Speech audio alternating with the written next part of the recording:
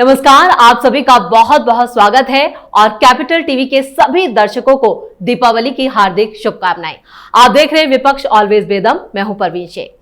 वक्फ board से जुड़े कानून में बदलाव को लेकर बनी जेपीसी अब अपने आखिरी पड़ाव पर है। जेपीसी नवंबर के आखिरी हफ्ते तक अपनी रिपोर्ट संसद के शीतकालीन सत्र में टेबल कर देगी और इससे पहले संयुक्त संसदीय समिति 5 राज्यों का दौरा भी करेगी। यानी जेपीसी फाइनल रिपोर्ट की कवायद में जुटी है, तो दूसरी तरफ विपक्ष संसद में फिर से वक्फ बिल के विरोध की रणनीति बनाने में जुटा है। वहीं अयोध्या में मनाई गई दिवाली से भी विपक्ष बुरी तरह से बौखला गया है, क्योंकि राम मंदिर के निर्माण से लेकर रामलला के प्राण प्रतिष्ठा कार्यक्रम का विपक्ष ने जमकर विरोध किया था। अब अयोध्या दिवाली पर भी विपक्षी नेता बेतुके बयान दे रहे हैं, जिससे एक बार फिर सनातन धर्म को लेकर विपक्ष का असली चेहरा सामने आ गया है। तो कैसे वक्फ बिल पर फंसा है विपक्ष, क्यों अयोध्या में दीप उत्सव से बैकफुट पर है अखिलेश यादव, इसी पर चर्चा के लिए स्टूडियो में मौजूद हैं कैपिटल टीवी के editor in chief doctor Manish Kumar और एग्जीक्यूटिव एडिटर राजीव कुमार। आप दोनों का बहुत बहुत स्वागत है। धन्यवाद। डॉक्टर साहब, जेपीसी की जो पूरी फाइनल रिपोर्ट है, अब उसमें ज्यादा वक्त नहीं है, क्योंकि 25 नवंबर से संसद का शीतकालीन सत्र शुरू हो रहा है। ऐसे में एक बार फिर संसद में हंगामा देखने को मिलेगा, और इस रिपोर्ट में ऐसा क्या खास होने वाला है? देखिए, कलेजा इसलिए कटता है इन लोगों का, वो इसलिए कि कल दीपोत्सव हो रहा था। आज 500 साल के बाद रामलला की मौजूदगी में राम मंदिर में दीपावली मनाई जाएगी। प्रधानमंत्री ने कहा ऐतिहासिक है। अयोध्या, यहीं से तो दीपावली की शुरुआत हुई कि जब प्रभु श्री राम रावण का वध करके वापस लौटे तो लोगों ने अयोध्या में दीपक जला करके उनका स्वागत किया था। और ये कहां हो रहा है? ये रामलला का जो मंदिर है, जो जन्म स्थान है, भाई ये भी तो वक्फ की जमीन थी। यही तो इन लोगों ने क्लेम किया था कि ये वक्फ की जमीन है। बाबर ने वक्फ किया था। भाई लुटेरा जो जहां तहां जमीन को लूट रहा था, वो इस्लाम के किसी भी कानून से लूटे हुए जमीन को वक्फ में दान नहीं कर सकता। यही सारी चीजें तो बदलनी है। जेपीसी के अंदर जो डिस्कशन अब तक हुई है, उससे एक बात क्लियर हो चुका है कि विपक्ष के पास तर्क नहीं है, विपक्ष के पास साक्ष्य नहीं है। और इसलिए देखिए, जो होता है ना, मैं चोर के दाढ़ी में तिनका। क्यों कर्नाटक के अंदर में कांग्रेस पार्टी का वो माइनॉरिटी मिनिस्टर, उसने चोरी चुपके कहा कि 1 महीने के अंदर में सब म्यूटेशन कर दो। म्यूटेशन जो है वो फाइनल स्टेज स्टैंप हो जाता है कि ये जमीन किसकी है, ये जमीन किसकी है। ये कागजी कार्रवाई में सबसे अहम और सबसे आखिरी पड़ाव है। अचानक से आपने क्यों दिया? कि उनको मालूम है कि ये जो कानून है, इस कानून में जो सबसे अहम पहलू है वो ये कि वक्फ बोर्ड के पास जितनी भी विवादित जमीन है, ये सब के ऊपर अपने क्लेम को ठोकने के लिए आपको कागज दिखाना पड़ेगा। You will have to prove the ownership of the land. और इसीलिए ये जो वक्फ बोर्ड ने जो फैसला पहले दे रखा है, that will also come under preview. अब यही परेशानी इन लोगों के लिए है। तो मुझे लग रहा है कि जो जेपीसी की रिपोर्ट जाएगी, हालांकि वो तो सीक्रेट होता है, लेकिन जो अब तक जो जानकारी सामने आ रही है वो जानकारी यही है कि ये लोग इसलिए तो हंगामा कर रहे हैं, इसलिए बवाल काट रहे हैं। अब सब चीज से हार गए तो जेपीसी की रिपोर्ट जाएगी, और ये रिपोर्ट में चूंकि उसमें वोटिंग होती है, बहुमत वैसे भी सत्ता पक्ष का है, तो वहां तो जेपीसी में तो बदलाव को रिकमेंड करके ही भेजा जाएगा। और पार्लियामेंट में विपक्ष के पास संख्या नहीं है कि आप इस बिल को हरा सके। बिल्कुल, तो विपक्ष यहाँ पर पूरी तरह से फंसा हुआ है। लेकिन जेपीसी की रिपोर्ट आने से पहले ही विपक्ष की धड़कनें इतनी क्यों बढ़ी हुई हैं? क्योंकि जिस तरीके से ये प्रस्तावित अमेंडमेंट इन लोगों का है, मतलब जेपीसी में इतनी बैठकें हुई है, उसके बाद नतीजे अब तक इन लोगों की तरफ से कुछ नहीं निकला।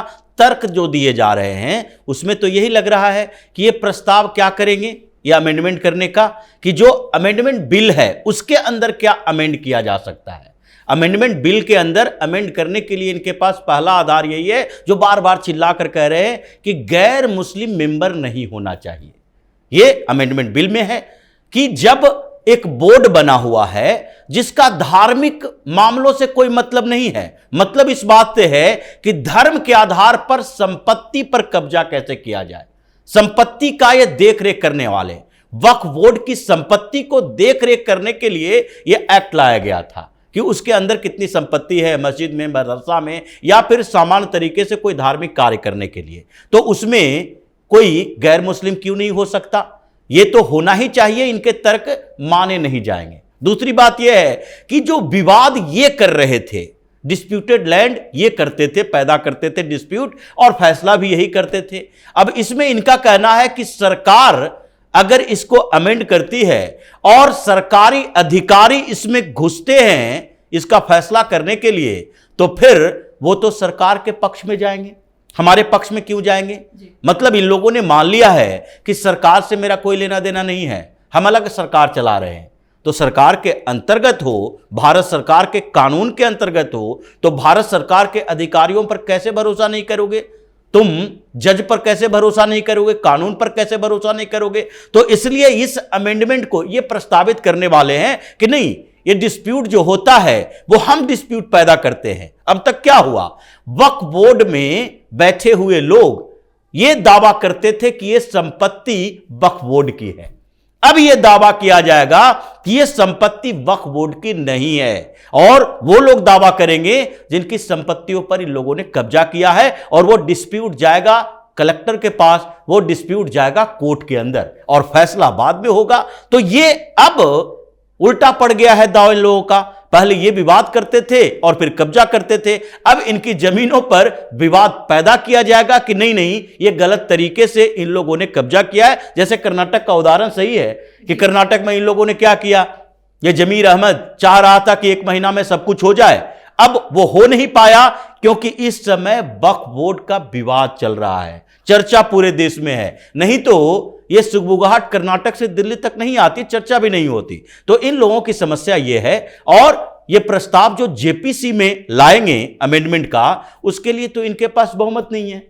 इनके पास 31 में से जब 17 सांसद भारतीय जनता पार्टी यानी एनडीए का है, तो फिर ये जेपीसी में कुछ पास ही नहीं करवा पाएंगे। अमेंडमेंट सिर्फ इन लोगों की तरफ से जाएगा जिसमें पार्लियामेंट में चर्चा हो सकती है। बिल्कुल, तो समस्याएं विपक्ष की बढ़ने वाली हैं। समस्याएं तो उपचुनावों के दौरान अखिलेश यादव की बढ़ गई। जिस तरह से आज योगी आदित्यनाथ ने अयोध्या में ललकारा है, उसके बाद 9 की 9 सीटें बीजेपी की। देखिए, यूपी का जो उपचुनाव है वो एक बहुत महत्वपूर्ण सवाल का आंसर देगा।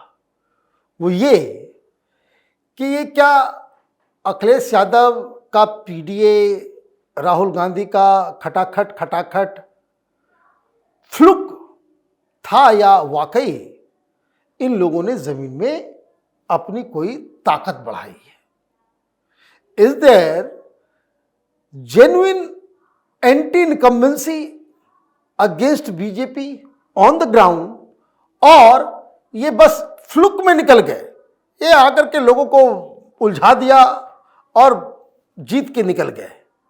इस सवाल का जवाब मिलेगा। इसमें कांग्रेस पार्टी पहले ही बाकायदा पूरी तरीके से जो उल्टी बात जो चल रही है कि अखिलेश यादव ने सीट नहीं दिया, ये नहीं किया, वो नहीं किया, मुझे लगता है कि कांग्रेस पार्टी ने अक्लमंदी कर दी कि सारा सीट दे दो उसको, ही हारेगा वही जानेगा। क्योंकि उनको समझ में आ रहा है कि जिस हिसाब से बीजेपी पिछले 3 महीने से अलग अलग कंस्टिट्यूएंसी में डोर टू डोर जाकर के कैंपेन कर रही है, इसमें तो चुनाव में हरा पाना बड़ा मुश्किल है। एक बार बोलेंगे ना खटाखट, अब पैसा तो दिए नहीं, अब फिर जाकर के फिर वही बात हम जाकर के कहेंगे ये दिलवा देंगे, वो दिलवा देंगे, पब्लिक जूते मारेगी, भगाएगी। तो इसलिए उन लोगों ने सारा ठीकरा जो है वो अखिलेश यादव के सिर पे डाल दिया है। अब अखिलेश यादव परेशान चल रहे हैं। परेशान इसलिए चल रहे हैं कि जो 9 की 9 सीटें हैं वहां से उनके लिए कोई अच्छी खबर नहीं आ रही। एक तो इनके पास ये कैलकुलेशन था कि हम उपचुनाव चूंकि बीएसपी नहीं लड़ती है तो उनको को जो वोट बैंक जो पिछली बार जो इनको मिला, दलितों का कुछ वोट मिला, वो फिर हमको मिल जाएगा। लेकिन मायावती ने इस बार कमर कस लिया है, तो ये डबल प्रॉब्लम जो है अखिलेश यादव के लिए है। लेकिन सारी चीजें एक साइड, अभी चूंकि किसी ने एक लिटिगेशन डाल दिया जिस वजह से मिल्कीपुर के अंदर चुनाव नहीं हो रहा है, लड़ाई असली तो अयोध्या वाली ही है। बिल्कुल, अयोध्या में क्या होगा इस पे सारे लोगों की नजर होगी। और ये आप समझिए, इन लोगों ने अयोध्या के नाम पे जो तमाशा किया, ये अवधेश प्रसाद को प्रभु राम से जो उसकी तुलना करवा दी कि अयोध्या के राजा हैं, ये ऐसे ही नहीं जाएगा। आपने अयोध्या का मजाक उड़ाया, प्रभु श्री राम का मजाक उड़ाया, और आप उन तमाम करोड़ों हिंदुओं की आस्था के ऊपर वार किया, ये कह के कि ये अवधेश प्रसाद ये जो है जिसका बेटा अभी भागा फिर रहा है गिरफ्तारी की वजह से, इसका साथी वो बच्चियों का रेप कर रहा है, उसको आपने अयोध्या का राजा बताया है। ये खाली नहीं जाने वाला। बिल्कुल, शुरुआत से ही विपक्ष जो है राम को काल्पनिक और उनके अस्तित्व पर सवाल उठाती रही है, लेकिन इस बार जिस तरह से योगी आदित्यनाथ ने अयोध्या में बिसात बिछाई है तो बचना विपक्ष के लिए मुश्किल। देखिए, सिर्फ अयोध्या की बात नहीं है, पूरे देश में अब इसका प्रभाव पड़ रहा है। और जो अब राजनीति के केंद्र में पहले ज्यादातर मुस्लिम रहा करते थे, अब राजनीति के केंद्र से वो बाहर हो गए हैं, इसलिए परेशानियां बढ़ी है। क्योंकि जितनी पॉलिटिकल पार्टियां थी जो सत्ता में बनी रहती थी, वो सारे मुसलमानों केंद्रित राजनीति करती थी। लेकिन अब स्थितियां बदल गई है और दिवाली गिफ्ट तो अमित शाह ने भी दे दिया, एक बड़ा गिफ्ट दिया है कि भाई अब जनगणना होगा, 2025 से अनाउंस हो गया, ऐप भी तैयार हो गया है। अब राहुल गांधी हंगामा खड़ा करेंगे कि उसमें जातीय जनगणना भी होनी चाहिए। लेकिन इस जनगणना के बाद क्या होगा? इस जनगणना के बाद डिलिमिटेशन होगा। अब डिलिमिटेशन का नाम सुनते ही ये पूरा विपक्ष कांपने लगता है। पता नहीं, इनको लगता है कि हमारी सीटों के साथ ही छेड़छाड़ होगी, क्योंकि इनकी सीटें कौन सी होती है? इनकी सीटें वो होती है जिसमें 30% से ज्यादा मुस्लिम आबादी हो। रीजनल स्तर पर इनकी सीटें वो होती है जो जातीय आधार पर इनके उपजे हुए पार्टी हैं, जैसे समाजवादी पार्टी भले ही पीडीए की बात कर ले, लेकिन मेन जो वोट बैंक है कौन है? यादव और मुस्लिम। राजद वही यादव और मुस्लिम। तो इन लोगों को लगता है कि अगर ये कट गए, इन लोगों के सीटों पर दूसरे जगह के सीटों से तालमेल हो गया और जनसंख्या बट गई, इनकी संख्या कम हो गई, 30% से कम आबादी, 15%, 20% इन लोगों की आबादी एक सीट पर हुई, तो फिर पूरा का खेल ही बिगड़ जाएगा। 2029 के बाद तो ये फिर सत्ता में आ ही नहीं पाएंगे। जैसे अगर देखा जाए तो वायनाड राहुल गांधी क्यों गए थे या प्रियंका वाड्रा क्यों गई है? क्योंकि वहां पर मुस्लिमों की आबादी ज्यादा है। और वायनाड लोकसभा क्षेत्र और वायनाड डिस्ट्रिक्ट दोनों में अंतर है। वायनाड लोकसभा क्षेत्र है, उसमें कासरगोड को भी मिलाया गया है, मल्लापुरम को भी मिलाया गया है और वायनाड को भी मिलाया गया है। अब उन तीनों डिस्ट्रिक्ट से अगर वो क्षेत्र चेंज कर दिए गए, असेंबली कंस्टिट्यूएंसी दूसरे के साथ चला गया और मुस्लिम वहां पर 52-53% से घटकर 35% हो गए, तो फिर क्या होगा? फिर क्या राहुल गांधी वहां चुनाव लड़ने जाएंगे?